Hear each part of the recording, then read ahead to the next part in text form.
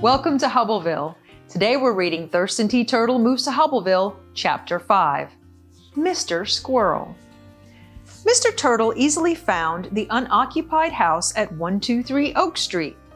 While he was looking around the property, Mr. Squirrel, who lived next door, walked outside to greet him. Mr. Squirrel was of average size with a neatly trimmed mustache and round-rimmed glasses. He wore only a plain t-shirt, denim pants, and comfortable shoes with no socks.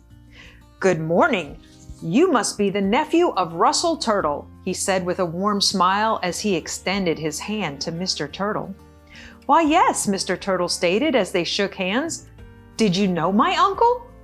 Mr. Turtle was surprised that anyone remembered his uncle, considering how long it had been since his relative lived in Hubbleville. "Well, I was just a baby when he passed away, but my parents knew him well. I'm Seymour Squirrel. I live next door." "I'm Thurston T. Turtle. It's absolutely wonderful to meet you, Mr. Squirrel." "And you as well, Mr. Turtle. I've actually been anticipating your arrival since I was a boy. I was curious as to why no one lived in the house next door. My father explained that the house was left to the owner's nephew.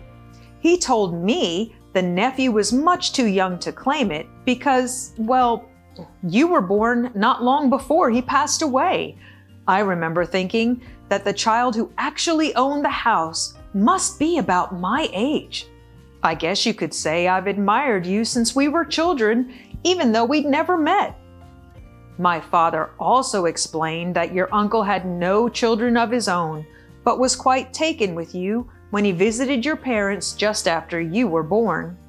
Mr. Squirrel was eager to talk about the old house and its history, so he invited Mr. Turtle in for some lemonade.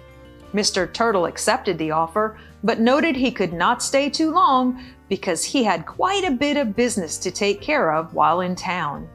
The two gentlemen then headed into Mr. Squirrel's house to share stories over some tart homemade lemonade and sweet butter cookies. I hope you'll join me next time for Chapter 6.